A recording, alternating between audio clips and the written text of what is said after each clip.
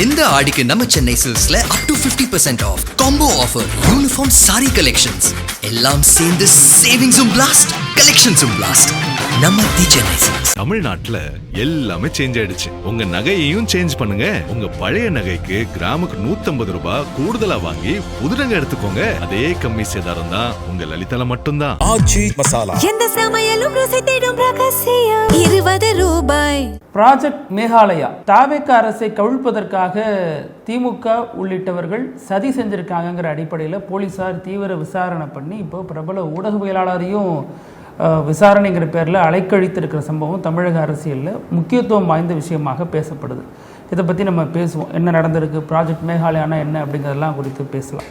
இன்னொரு புறம் பார்த்தோம் அப்படின்னா திமுக பாஜகவுக்கு ஆதரவாக நிலைப்பாட்டை எடுத்துகிட்டு வருது. அதுவும் திமுக தலைவர் தனது நிலைப்பாட்டை தெளிவாக வெளிப்படுத்திய பின்னரும் கூட அந்த விவகாரம் மீண்டும் பேசப்படுது. திமுக பாஜகவுக்கு ஆதரவான சட்டங்களுக்கு வாக்களிக்க போகிறதுங்கிற விஷயங்கள் மீண்டும் மீண்டும் பேசப்படுது. அது பின்னணி என்ன அப்படிங்கிறதுக்கு உள்ளேயே இன்னொரு விஷயம் இருக்குது. இன்னைக்கு கோட்டையில் முதல்வர் விஜயை மத்திய இணையமைச்சர் ராம்தாஸ் அத்வாலே சந்திச்சிருக்காரு. மிக விரைவில் வைகோவினுடைய புத்தக வெளியீட்டு விழாவில் துணை குடியரசுத் தலைவர் பங்கேற்க போகிறார். அப்போ இதையெல்லாம் எந்த மீட்டரில் வச்சு புரிஞ்சுக்கிறது அப்படிங்கிறது இன்னொரு கேள்வி எழுந்திருக்கு. இது குறித்தும் இன்னைக்கு நம்ம விவாதத்தை அமைச்சிருக்கோம். Welcome to sensation.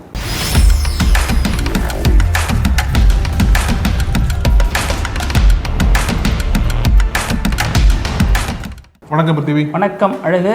Operation Meghalaya, project Meghalaya, இதுதான் வந்து தமிழ்நாட்டில் இன்னைக்கு பெரிய பேசு பொருளாக ஒரு 2700 கிலோமீட்டர் இருக்குமா, அதுக்கு என்ன சம்பந்தம் அப்படின்ற மாதிரி தான் பல கேள்விகள் இருக்கு. நம்ம தெற்குல இருக்கோம், அவங்க வடகிழக்குல இருக்காங்க. ஆமா, இதை சென்னை போலீஸ்காரங்க தான் அதை ரிவீல் பண்ணியிருக்காங்க. என்ன அப்படின்னா, இது வந்து யாரால இந்த ப்ராஜெக்ட் ஆரம்பிக்கப்பட்டது அப்படின்னா, அந்த திருநாவுக்கரசு கேங் இருக்காங்க இல்லையா, அவங்க தான் வந்து இந்த மாதிரி தாவேக எம்எல்ஏக்கள்கிட்ட பேரம் பேசி நீங்கள் வந்து திமுகவுக்கு வந்துருங்க, 35 கோடி அளவுக்கு பேரம் பேசப்பட்டது இல்லையா, அதுக்கு அந்த ப்ராஜெக்ட்டுக்கு வைக்கப்பட்ட கோட் நேம் தான் ப்ராஜெக்ட் மேகாலயா அப்படின்றத போலீஸ்காரங்க சொல்லியிருக்காங்க. இப்போ இதில் வந்து சம்மந்தப்பட்டவங்களாம் வந்து சில பேர் கைது பண்ணியிருக்காங்க. இந்த ஒரு குற்றச்சாட்டை தொடர்பாக தான் ஊடகவியலாளர் விஜயன் இருக்கார்ல, அவரை வந்து போலீஸ்காரங்க விசாரிச்சிருக்காங்க. அந்த விசாரணை சமன் கொடுத்தது எல்லாமே ஒரு பக்கம் ஓகே அப்படின்னாலுமே, மற்றொரு பக்கம் போலீஸ்காரங்க எப்படி விசாரணை பண்ணாங்க அப்படின்றதான் பெரிய சர்ச்சையாக மாறி இருக்கு. அதுக்கு என்ன சொல்றாங்க அப்படின்னா, அந்த திருநாவுக்கரசு நபர்கிட்ட விஜயன் வந்து தொடர்பில் இருந்தார் அப்படின்ட்டும், இது சம்மந்தமாக பேசியிருக்காங்க அப்படின்ட்டு ஒரு சார்ஜை வந்து போலீஸ்காரங்க வைக்கிறாங்க. அதுக்கு வந்து ஓகே, அந்த மாதிரி பேசினால் அப்படின்னாலுமே சம்மன் கொடுத்து விசாரிங்க. ஆனால் விசாரிக்கும் முறை, விசாரிக்கும் அந்த அப்ரோச் இருக்குல்ல, அதில் வந்து போலீஸ்காரங்க வந்து ரொம்ப அராஜகமாக செயல்பட்டிருக்காங்கன்னு சொல்லிட்டு இந்த பக்கம் எதிர்த்தரப்பில் வந்து குற்றச்சாட்டை வைக்கிறாங்க.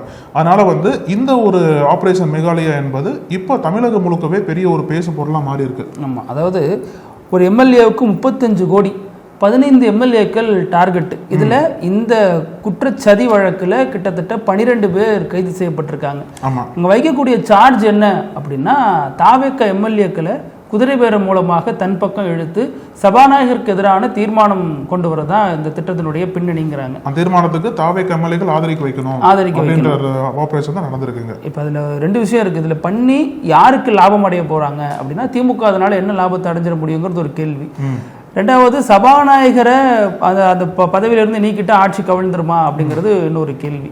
இப்போ திமுக இதை செய்கிறது அப்படின்னா, திமுகவை சேர்ந்த முன்னாள் அமைச்சர்களுக்கெல்லாம் சம்மன் கொடுத்தாங்க, அவங்க தலைமறைவாக இருக்காங்க, அந்த விசாரணை ஒரு பக்கம் போயிட்டுருக்கு.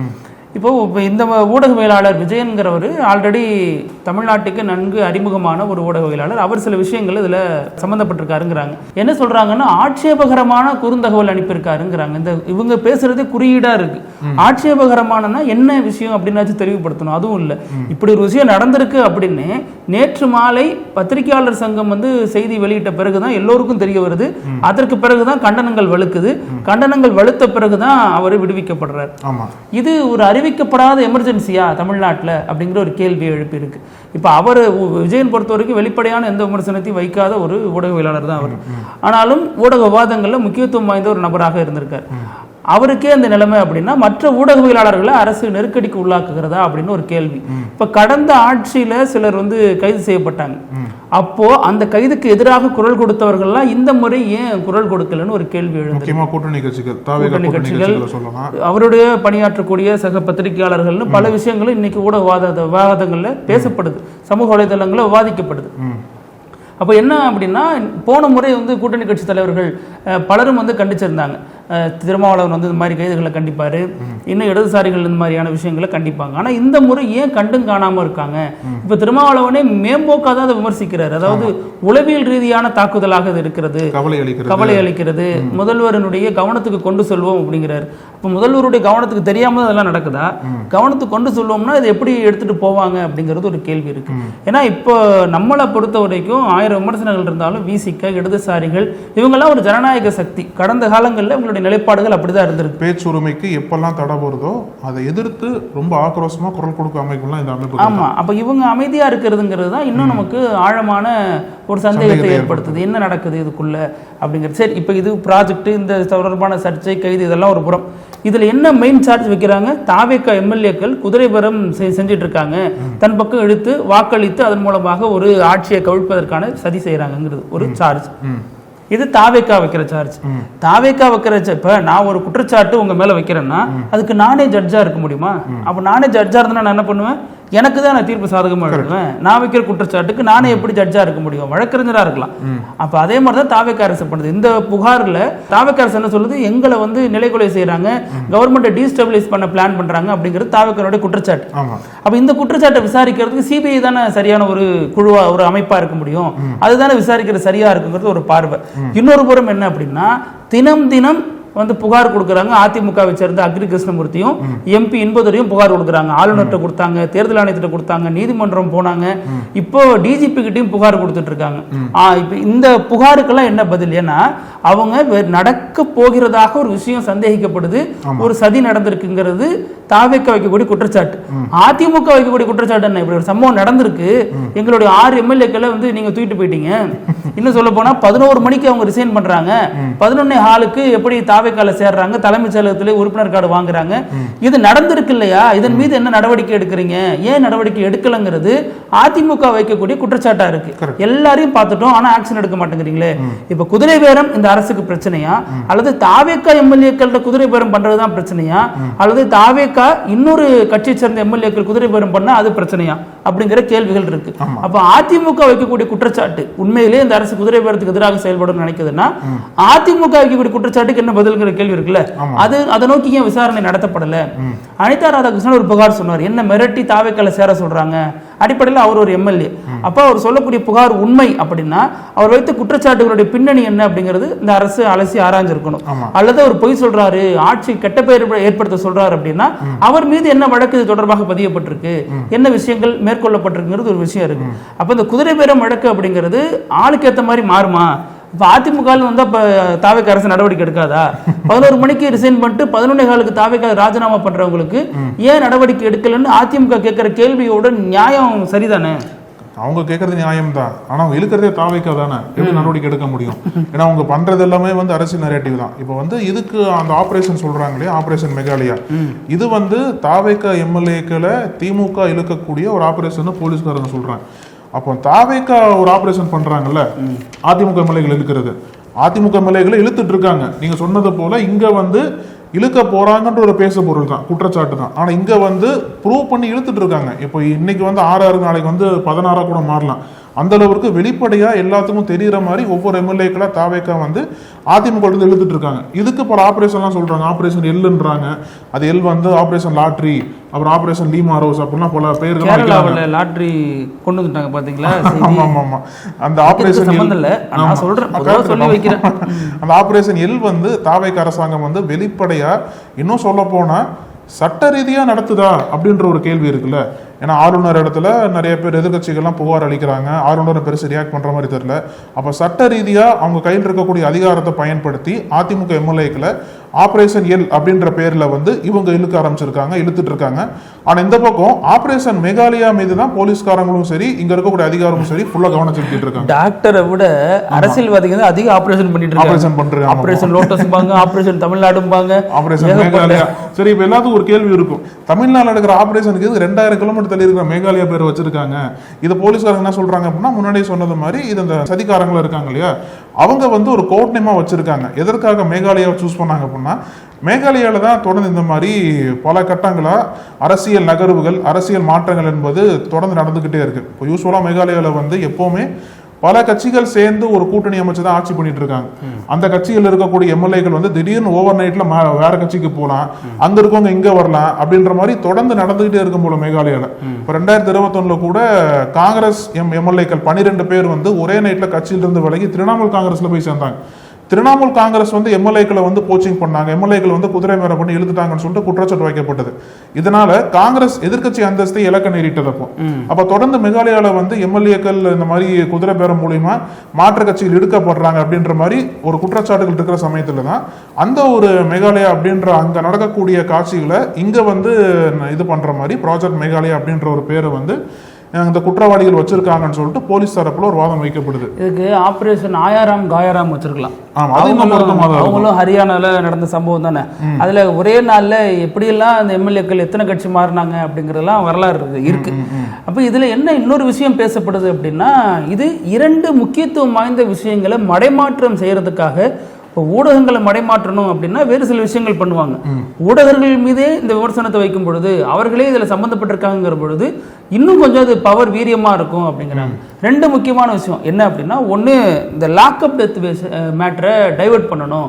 ஏன்னா அது மிகப்பெரிய அளவில் கொழுந்து விட்டு எரிக்குது. இன்னைக்கு தான் ஒத்துருக்காங்க அவங்க வீட்டில் 5 நாள் பெரிய போராட்டத்துக்கு பிறகு உடலை வாங்குறதுக்கு அந்த போஸ்ட்மார்ட்டம் வீடியோலாம் பார்த்த பிறகு இன்னைக்கு தான் சம்மதம் தெரிவிச்சிருக்காங்க. இது வரைக்கும் முதல்வர் விஜய் நேரில் போக வேணாம், ஃபோன் பண்ணி சாரி சொல்ல வேணாம், ஆனால் ஒரு பதிவு கூட போடலை. வருத்தம் தெரிவித்தோ அல்லது இது தவறான முடிவு, இப்படி ஒரு மோசமான நடவடிக்கைக்கு இனிமேல் நடக்காது அப்படின்னும் எந்த ஒரு பதிவுமோ எந்த ஒரு விளக்கமோ முதல்வர் தரப்பில் கொடுக்கப்படலைங்கிறது மிகப்பெரிய ஒரு எதிர்பார்ப்பை ஏமாற்றி இருக்காரு அப்படிங்கிறதும் இருக்கு. இது ஒரு விஷயம். இன்னொன்று முக்கியமான விஷயம் என்ன அப்படின்னா, பழனி கோவிலில் அந்த 100 கோடி ரூபாய் சொத்தை 2 கோடி ரூபாய்க்கு வாங்கிட்டாங்க அப்படிங்கிற அந்த விவகாரம் கொழுந்து விட்டு எரியுது. அந்த சார் பதிவாளர் ஏன் கொடைக்கானல்லேருந்து கூட்டி வந்தீங்க, பக்கத்தில் பழனிக்கு பக்கத்தில் எங்கேயுமே சார் பதிவாளர் இல்லையா, அப்போ என்னமோ ஒரு பிளான் போட்டிருக்கீங்கன்னு திமுக அதை பெரிய அளவில் எடுத்துட்டு போகுது. பழனிக்கே மொட்டை போட்டிருக்காங்க தாவேக்கா அரசு அப்படிங்கிற விமர்சனத்தையும் திமுக முன்வைக்குது. அப்போ இந்த 2 விஷயங்கள், பல குற்றச்சாட்டுகள் நம்ம சென்சேஷன்ல வைக்கிறோம், டெய்லியும் வைக்கிறோம். அதுல இந்த 2 குற்றச்சாட்டுகள் சமீப நாட்களாக மிகப்பெரிய அளவில் பேசப்படுது. அதாவது மேகதாது இன்னும் தண்ணியை திறந்தே விடல. ஜூன் மாசம் திறந்து விட்டுருக்க வேண்டியது ஜூலை 15 தாண்டி போது இன்னும் தண்ணி திறந்து விடல. ஆபரேஷன் மேகாலயா போல ஆபரேஷன் மேகதாதுன்னு வச்சுக்கலாம். அதாவது பக்கத்துல இருக்கு, புரிஞ்சுக்கிற மாதிரி இருக்கும். இதுல டீகோட் பண்ணி நம்ம கத்துக்கிறதுக்கு ரொம்ப கஷ்டமா இருக்கு மேகாலயாங்கிறது. ஸோ இப்போ இதெல்லாம் 3 பிரதான பிரச்சனைகள். இப்போ விவசாயிகள் வந்து போராட்டம் பண்ணிட்டு இருக்கிறத பார்க்கலாம். அவங்க டேக் ஆக்ஷன் அந்த மாதிரிலாம் கிளாப்பிங் போர்ட்லாம் வச்சுட்டு அவங்க இதெல்லாம் பண்றாங்க. அப்போ இந்த பிரதான பிரச்சனைகளை மடைமாற்றுறதுக்காக ஊடகங்களுக்கு வேறு விஷயங்களை கொடுக்கறதுக்காக இது பேசப்படுதா அப்படிங்கிற ஒரு விஷயம். குறிப்பா நீங்க சொன்னீங்க இல்லையா, பழனி விவகாரத்துல தாவேக்கா என்ன சொல்றாங்க அப்படின்னா, இந்த இரண்டு நபர்கள் இடத்த வாங்கினாங்கல்ல, அதாவது 100 கோடி அளவுக்கு இருக்கக்கூடிய அந்த இடத்த வந்து 2 கோடிக்கு வாங்கினாங்கல்ல, அந்த 2 நபர்கள் வந்து திமுக மாஜி அமைச்சரோட பினாமிகள்னு சொல்றாங்க. தாவேக்கா சைட்ல இருந்து அவங்களுக்கு தான் வந்து அந்த திமுக மாஜி வந்து அவங்களோட பினாமிகளுக்கு இந்த இடத்த வாங்கி கொடுக்கறதுனால இது மாதிரி பண்ணியிருக்கிறதா சொல்றாங்க. ஆனா அதுதான் எங்க கேள்வி. அதுவே வந்து எதிர்த்தரப்பு என்ன கேட்கறாங்க அப்படின்னா, திமுக மாஜி வந்து பினாமிகளை யூஸ் பண்ணி இடத்த வாங்குறதுக்கு ட்ரை பண்ணார். ஆனா ரெஜிஸ்டர் வந்து இந்த கவர்மெண்ட் கீழே தான் வருவாரு. அவர் எப்படி வந்து ஏற்கனவே பழனியில ஒருத்தவங்க போட்டிருக்காங்க, ஆனா அவங்கள வந்து கட்டாய விடுப்புல போக வச்சு கொடைக்கானல் இருந்து வந்த ஒரு ரெஜிஸ்டரை வந்து அன்னைக்கு ஒரு நாள்ல மட்டும் பழனிக்கு கூட்டு வந்து பழனியில அவர் வந்து ரெஜிஸ்டர் பண்ண சொல்லி அவர் எப்ப வந்தாரோ அதே நாள்ல வந்து ரெஜிஸ்ட்ரேஷனை ஃபுல்லா முடிச்சிருக்காங்க. ஒரு நாள் டெப்டேஷன்ல வர ஒருத்தர் இவ்வளவு பெரிய ப்ராஜெக்ட்ல எப்படி சம்பந்தப்பட்டிருப்பாரு? அவர் தான் சொல்றாரு, நான் மட்டும் இல்ல இன்னொருத்தர் சம்பந்தப்பட்டிருக்காரு. இந்த வலைப்பின்னல்ங்கிறது பெருசா போகும், அது எங்க போய் முட்டும் அப்படிங்கிற வரைக்கும் முழுசா விசாரிச்ச சிபிசிஐடி விசாரணையில் இறங்கியிருக்காங்க. இதுவும் மாநில அரசுக்கு உட்பட்டது தான். ஆனா இது இப்ப ஏதாச்சும் உண்மையை கண்டுபிடிச்சே ஆகணும் இல்லையா அப்படிங்கிற அடிப்படையில் அந்த வழக்கு போகுதுன்னு வச்சுங்களேன். ஆனால் டெப்டேஷன்ல வர்ற ஒருத்தர் இந்த ஒரு நாள்ல இது பல நாட்களாக நீடிக்கக்கூடிய ஒரு விஷயம். இதுக்கான முயற்சி பல ஆண்டுகளாக நடந்துட்டு இருக்கு. அதற்கு பல விளக்கங்களும் அரசு சார்பில் கொடுக்கப்பட்டிருக்கு. ஆனா இந்த விஷயத்த ஒருத்தர் பண்ணிட்டு போறாரு அப்படின்னா அவரு இந்த விஷயம் தெரியாம வந்திருப்பாரா? தெரியாம வந்தாருன்னா அவர் மட்டும் நினைச்சா செஞ்சிட முடியுமா? பின்னணியில யார் யார் இருக்காங்கன்னு இந்த விஷயங்களை ஊடகங்கள் விவாதிக்கிறதுக்கு பதிலாக எதை விவாதிச்சுட்டு இருக்காங்கன்னு பார்க்கணும். நேற்று இன்னொரு டைவர்ட்டிங் பாலிடிக்ஸும் நடந்துச்சு. காங்கிரஸ் பண்ணுச்சு, விசிகா பண்ணுச்சு, திமுக சார்பா நம்ம அனிதா ராதாகிருஷ்ணன் அதுக்கு ஒரு இதுக்கு இன்ட்டு கொடுத்திருந்தாரு. அப்ப இது எல்லாமே திமுக பாஜக கூட்டணி, திமுக அதிமுக கூட்டணிங்கிறது தீர்ந்து போச்சு, இனிமேல் திமுக பாஜகவோட கூட்டணி போடுது அப்படிங்கிற விஷயம் நேற்று பேசு பொருளானுச்சு. இப்ப இந்த லாக்அப் டெத் முக்கிய பொருளா பேசப்பட்டிருக்கணுமா? இந்த மேகதாது ஏன் தண்ணி திறந்து விடல, 1 மாசம் ஆயிடுச்சு அப்படிங்கிற விஷயம் அது குறித்து பேசப்பட்டிருக்கணுமா? பழனி விவகாரம் குறித்து ஊடகங்கள் அதிகம் விவாதிச்சிருக்கணுமானா இது எதுவுமே இல்லாம மீண்டும் திமுக அதிமுக கூட்டணி மாதிரி திமுக பாஜக கூட்டணி வந்துருமா? இத்தனைக்கும் திமுக தலைவர் நேற்று எம்பிக்கள் உடனான அந்த மீட்டிங்ல தெளிவா சொல்லியிருக்காரு, தமிழக மக்களினுடைய உரிமைகள் சார்ந்து திமுக எம்பிக்கள் மனசாட்சியோட செயல்படணும். அதாவது முக்கியமான திட்டங்கள் மேகதாது உள்ளிட்ட பல திட்டங்களுக்கு நம்ம வந்து ஸ்டாண்ட் எதிராக தான் இருக்கு அப்படின்னு இருக்காரு. இது போக 2026 தேர்தலை ஒட்டி டீலிமிட்டேஷன் பில்லை கிழிச்சு போட்டிருக்காரு. இவ்வளவு பண்ணின பிறகும் எதற்காக அந்த சந்தேகம் திட்டமிட்டு எழுப்பப்படுதுன்னு ஒரு கேள்வி. திமுக அதை என்ன பண்ணவே இல்லை, திமுக ஆதரிக்கவும் இல்லை, திமுக ஆதரிச்சிச்சு அப்படின்னு ஒரு ட்ராக் ரெக்கார்டும் கிடையாது, திமுக ஆதரிக்க போகிறது அப்படிங்கிறதுக்கான ஆதாரங்களும் கிடையாது. ஆனாலும் இந்த சந்தேகங்கள் ஏன் எழுப்பப்படுதுன்னா அதற்கு பின்னாடி இந்த விவகாரங்கள்லாம் இருக்குன்னு ஒரு காரணம் வைக்கப்படுது. சந்தேகத்துக்கு பின்னாடி இன்னொன்று என்ன சொல்றாங்க அப்படின்னா, RS பாரதி இருக்காரு இல்லையா, அவர் சொன்னதா ஒரு கருத்து வந்து இப்போ சொல்றாங்க. என்ன அப்படின்னா, இந்த மாதிரி தொகுதி மறுவரை மசோதாவை பாஜக கொண்டு வர போறாங்க இல்லையா வரக்கூடிய பார்லிமெண்ட் கூட்டத்தொடரில், அதுல வந்து திமுக சொன்ன பரிந்துரைகளை பாஜக வந்து ஏத்துக்கிட்டு அந்த பரிந்துரைகளின் படி மசோதா கொண்டு வந்தாங்க அப்படின்னா திமுக எதுக்கு மசோதா எதிர்க்க போறாங்க, எதிர்க்க வேண்டிய அவசியமே எங்களுக்கு இருக்காது அப்படின்ற மாதிரி ஒரு கருத்து பகிரதா சொன்னாங்க. அப்ப எதிர்க்க வேண்டிய அவசியமே இல்லை அப்படின்னா ஒருவேளை இவங்க கொடுக்கக்கூடிய பரிந்துரைகளை பாஜக ஏத்துக்க மாட்டாங்க. ஒருவேளை பாஜக எப்படி ஏத்துக்குவாங்க திமுக கொடுக்குற பரிந்துரைகளை? அப்ப ஏத்துக்கிட்டு வந்தாலுமே வந்து திமுக சொல்றது மாதிரி சைலண்டா சப்போர்ட் பண்ண போறாங்களா அப்படின்ற ஒரு கேள்வி வந்து RS பாரதி சொன்ன கருத்திலிருந்து புது விவாதமே ஆரம்பிச்சிருக்கு. இந்த கருத்து தான் உள்நோக்கம் கொண்டது அப்படின்னு நம்ம சொல்ல வேண்டியதா இருக்கு. ஏன் அப்படின்னா RS பாரதி சொல்ற அந்த ஸ்டேட்மெண்டோட வேலிடிட்டி எது வரைக்கும் இருக்கும் அப்படின்னா திமுகவினுடைய தலைவர் சொல்லக்கூடிய ஸ்டேட்மெண்டோட வேலிடிட்டி இருக்கிற வரைக்கும். ஏன்னா அவர் என்ன சொல்லியிருக்காரு திமுக தலைவர், அதுக்கப்புறம் அவர் சொன்னது மறைஞ்சு போயிடும். திமுக தலைவரே விஷயத்தை தெளிவுபடுத்தின பிறகு RS பாரதி சொன்னது முக்கியத்துவம் எப்படி பெற்ற ஒன்றா இருக்கும்? ஏன்னா அவர் வந்து கட்சியினுடைய அமைப்பு செயலாளர் செய்தி தொடர்பாளராக இருக்கிறார் அப்படின்னா கட்சியோட தலைவர் தானே ஸ்டாண்டு. இப்ப RS பாரதி எம்பிக்கள் மீட்டிங்ல உட்காந்து பேசல, ஆனா பேசுனது MK ஸ்டாலின் திமுக தலைவர். அவர் சொல்றாரு தமிழ்நாட்டு மக்களினுடைய மனசாட்சி அறிந்து அவர்களுடைய நிலைப்பாட்டு அறிந்து நம்ம செயல்படணும் அப்படிங்கிறார். எந்த இடத்துலயும் நம்ம மாறி செயல்பட போறோம், டீலிமிட்டேஷன்ல நம்ம ஸ்டாண்ட் வந்து வெளிநடப்பு அல்லது நம்ம ஆதரிக்க போகிறோம் அப்படிங்கிறது திமுக தலைவர் சொல்லல. சொன்னதாக செய்திகள் வெளியாகலங்கிறப்ப அதை மீறி ஒரு விஷயங்கள் பேசப்படுது இல்ல, அதுதான் உண்மைக்கு புறம்பானது. இப்ப நாளைக்கு அவங்க நாடாளுமன்றத்தில் மாற்றி வாக்களித்தால் அதற்கு பிறகு பேசுறதுதான் உசிதம். ஆனா இப்ப நல்லா கவனிங்க, திமுக பாஜக கூட்டணி அப்படிங்கிறது திட்டமிட்டு உருவாக்கப்படுகிறது, இப்படி ஒரு விஷயங்கள் பேசப்படுது இல்லையா. இன்னொரு புறம் திமுக இந்த தேர்தலில் தோல்வி அடையும், தாவேக அதிமுக பாஜக கூட்டணி கூட்டாட்சி நடைபெறும் அப்படின்னு சொன்ன ராம்தாஸ் அத்வாலே இன்னைக்கு சட்டமன்றத்துக்கு வந்து முதல்வர் விஜயை சந்திச்சிருக்காரு. அது வந்து பேசப்படல. இது வந்து இப்ப திமுக பாஜக கூட்டணி மாதிரி தாவேக பாஜக கூட்டணி நம்ம எடுத்துக்கலாமா? ஏன்னா அவர் ஆல்ரெடி கூட்டணி ஆட்சியில தாவேக பங்கேற்குன்னு சொல்லியிருந்தார். போஸ்ட்போல் அலையன்ஸ் பிறகு போஸ்ட்போல் அலையன்ஸ்ல அது நடக்கும்னு சொல்லியிருந்தார். ஆனா அது குறித்த பேச்சு என்ன, அது குறித்த விவாதங்கள் என்னன்னு நம்ம பார்க்கணும். ஏன்னா ராம்தாஸ் அத்வாலே தான் அந்த கருத்தை சொன்னார். அவர் சொன்னது சாதாரண ஆள் இல்ல, அவர் தனி கட்சியோட தலைவராக இருந்தாலும் மத்திய இணையமைச்சராக இருக்கக்கூடிய ஒரு நபர். தமிழ்நாட்டில் கூட்டணி ஆட்சி அமையும், அதுல தாவேகா பங்கேற்குன்னு சொன்னார்.